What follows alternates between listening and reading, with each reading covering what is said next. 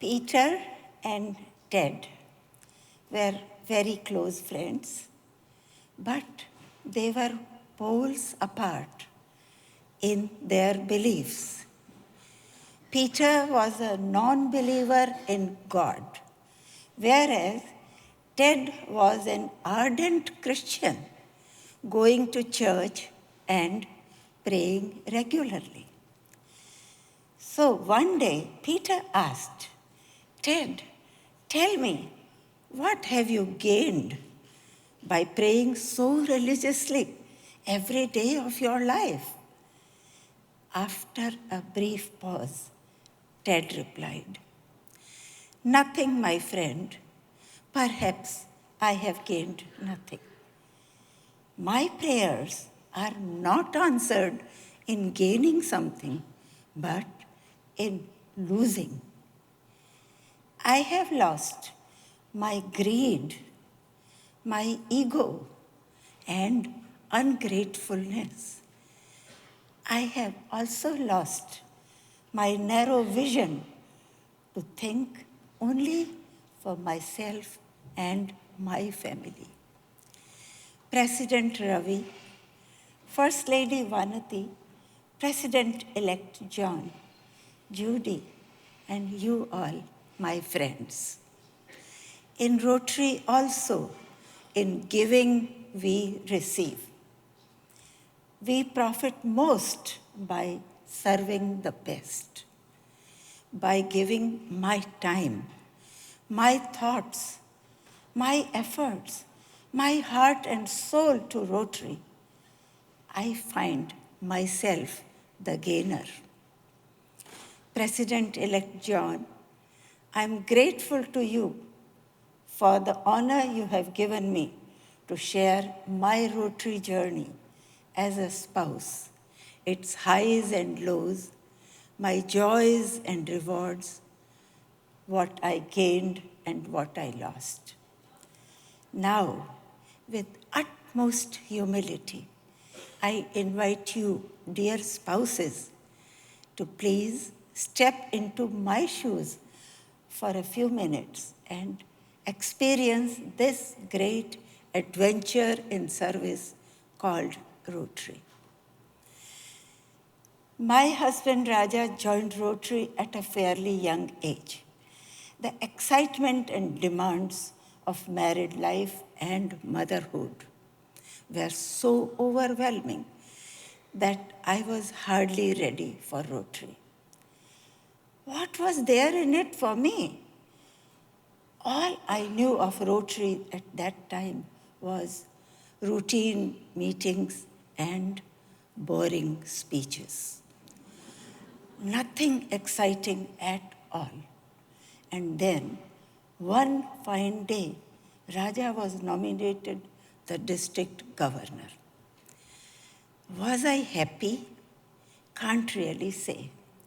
But soon it was time for us to go to the International Assembly in Boca Raton, Florida. I was young and excited, but had no idea why I was there, totally unaware of what to expect and what to do. Friends, you are fortunate that now at the Zone Institutes, so much information, knowledge, and advice about Rotary is imparted to prepare you well in advance for your role as the district governor's spouse, and also about the International Assembly. Well, way back in 1976, we did not get much advice about our role as a spouse or what to expect and do at the International Assembly. Can you imagine what a shock I had in Boca Raton? So many people from all over the world, so many languages spoken, everyone calling each other by first names, no Mr., no Mrs. Instant friendships. People whom we had never met before were hugging us and exchanging gifts. coming from India, where even husband and wife hug and kiss each other behind closed doors. I just could not believe that I was being kissed on my cheeks by total strangers. Well, after the initial shock, I was becoming somewhat restless. Meeting after meeting, speech after speech. And I thought, God, is this Rotary? And then one morning I noticed written on the entrance of the assembly hall, enter to learn, go forth to serve. A sudden realization came to me that I am here to learn about Rotary and my role as a spouse. As a district governor's spouse, I became determined to perform my role as best as I could. At that time, image of Rotary was somewhat low in our community. So, Raja and I decided on various service projects like supporting the new voluntary blood bank, rehabilitation of the leprosy-stricken beggars, and launching a free heart surgery project for poor children. We also did our district conference in a new way. On the opening day, we organized a blood donation camp. And for the evening, instead of spending any money on professional entertainment, we involved Rotarians and their families to perform. We also requested all our club presidents for no big dinners and no gifts at the governor's club visits. From a wide-eyed, timid spouse, I was gradually becoming a game changer. Of course, all for enhancing the image of Rotary. Anyway, our year ended with much satisfaction and joy.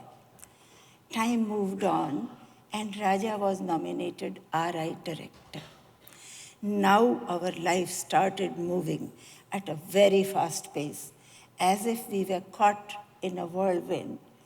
I started wondering, where are we going? No time ever for anything?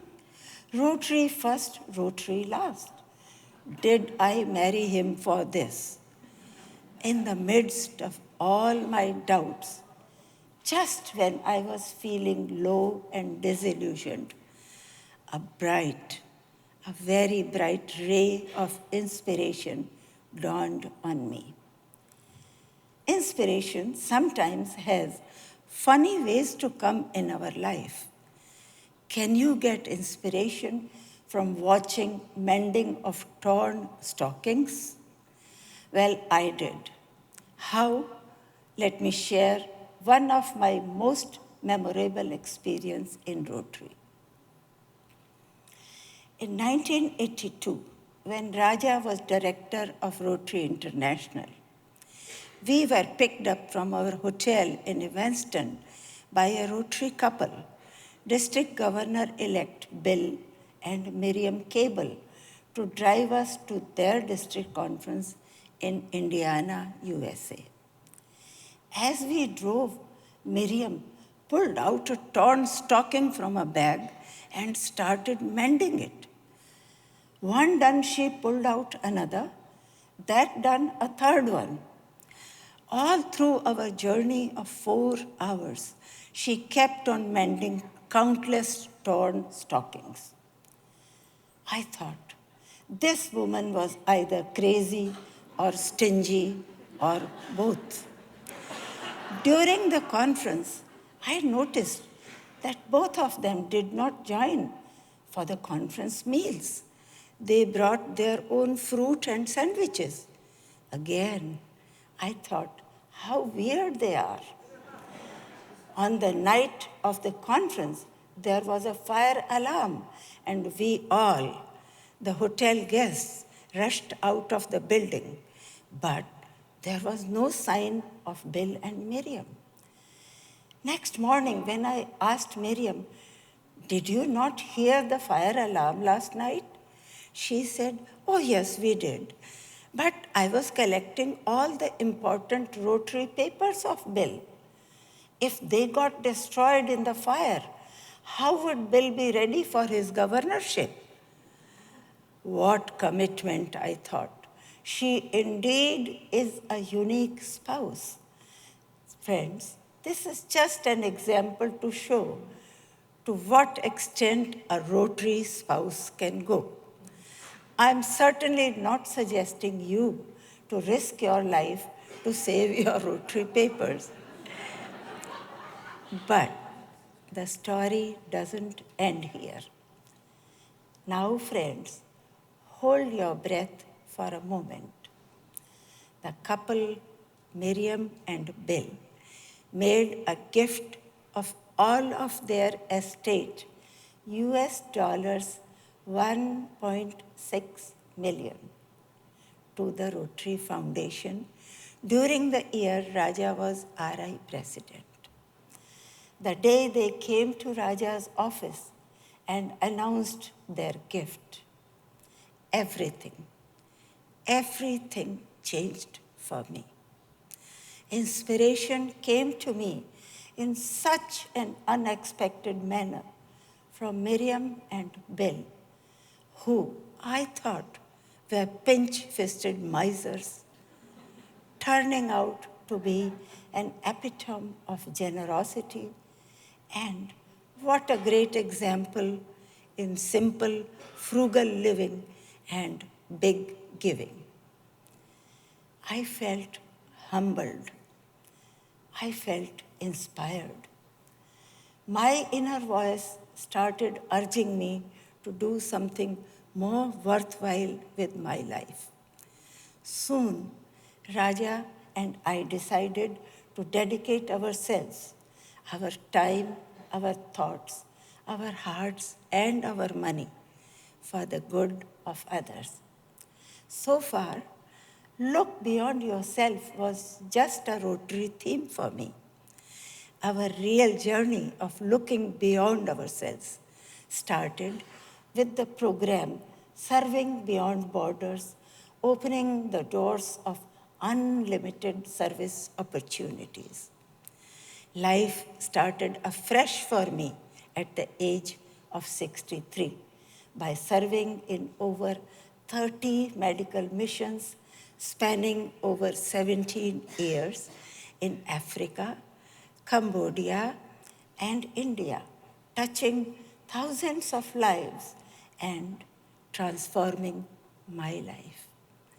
During my journey as a Rotary spouse, I learned many valuable lessons, not from any book, not from any classroom, but through real life experiences. When I was a kid, I asked my mother, "Ma, why do you light the oil lamp in our worship room?" My mother said, "Only by lighting a lamp sheds light and an incense stick spreads fragrance. Same way, until we light the lamp and the incense of our life, we do not become useful human beings." Recently in Malawi, for our medical mission, I was helping in the operation theater where the nurse, Stella, laughed so heartily every now and then it seemed to almost shake the walls of the room. I remarked, in today's world, when we all have become so self-centered and tied down to our smartphones, a hearty life has become so rare. Stella suddenly became pensive and said, "Being in the midst of pain and suffering, disease and death all the time, if I don't laugh it away, everyone here will go insane." Stella was certainly lighting the lamp and incense stick of her life, spreading light and fragrance all around her. What a great lesson in the value of a laughter to ease the pain of others. A toddler patient, Marlin, in Ethiopia, was always giggling in front of me in spite of all his pain due to extensive surgeries on his little legs. When the local doctor asked, Marlin, you don't know English, so how do you understand, madam? The little one said, oh, sir, that's no problem. Madam always smiles in my language. Marlin has been my teacher since then, teaching me the value of a loving smile. In Zimbabwe, I am giving small tiffin boxes to sick children. A little girl extends her half-eaten biscuit to me and says, you take. Friends, sharing in abundance is ordinary. Sharing when you have nothing, but just one biscuit is generosity. I am proud to have witnessed the true spirit of Rotary, the spirit of hope and healing, fulfillment and peace. Immunizing our own kids is ordinary. Immunizing all the children of the world against polio is Rotary. Traveling for pleasure is ordinary. Traveling to distant lands on medical missions and giving vision, mobility, life to others is Rotary. Making homes, toilets, providing fresh water for ourselves is ordinary. Making homes, toilets, and digging water wells for deprived people is Rotary. Giving education to our own kids is ordinary. Building thousands of schools for poor children is Rotary. Donating blood for a loved one is very ordinary. Starting blood banks for the communities is Rotary. Friends, this transformation, our rising from self to service above self, is the power of Rotary. Virtually, it is the soul of Rotary. These lessons have altered my life. I now have the ability to see light behind dark clouds.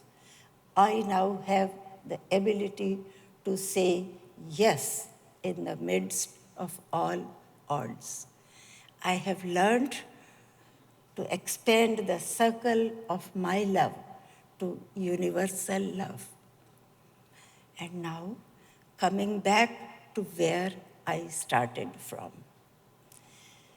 Could I have come this far and achieved any of this without Rotary being on my side, without my being a Rotary spouse?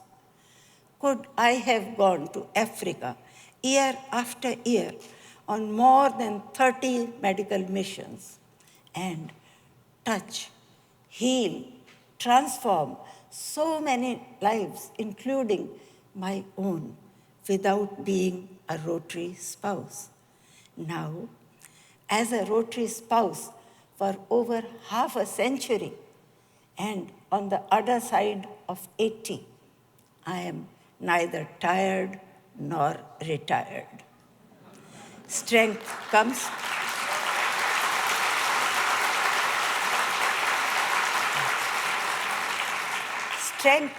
to me by holding the hand of my Rotarian husband and serving humanity. We have many more milestones to reach, many more lives to touch, so many children with heart ailments sightless elders, women with torn genitals. So many Rwanda genocide victims are waiting for us. I know that all of you spouses present here are capable, much, much more capable than me to assist your district governor in so many diverse ways. Seeing all of you so charged with enthusiasm and excitement, I wonder whether you need any more information or advice about Rotary. You have to just prepare yourself physically and mentally. Organize your personal affairs and issues for the year ahead. Many of you may have your business and profession to manage. Many of you may have young children at home. Some of you may have elderly parents to look after. But this year, your spouse seeks your time most. And your time starts now. Time to learn, plan, and build a strong team to work with you. In Rotary, 1 plus 1 is not 2. It is a team. And let this team of you both expand to involve all the Rotarians and spouses of your district. The 365 days of your year will pass very quickly.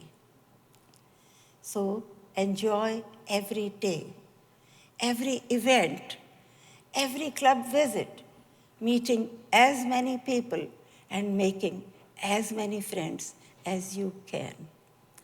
Be available, be humble. Above all, dare to change for the good of Rotary.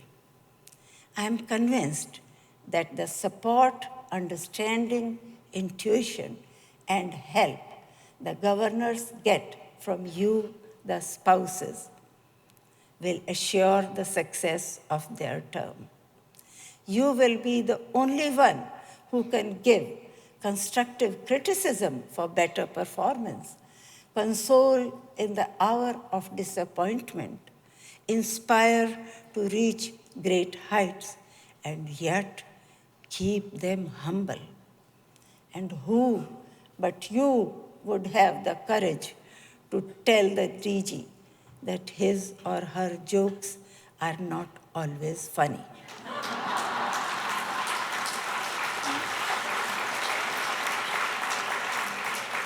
You are the stay wall to avoid any landslide. You are the poles, as in skiing, to balance and propel. You are the satellite to guide and reach the destination. You may not be always on the stage, but you are the prompter backstage in case of need. It's all about reinventing yourself, rediscovering your potential. The participants here at this assembly will touch you with friendship and commitment for service, enabling you to see the world as an ocean of humanity. You will then remember Mother Teresa's words.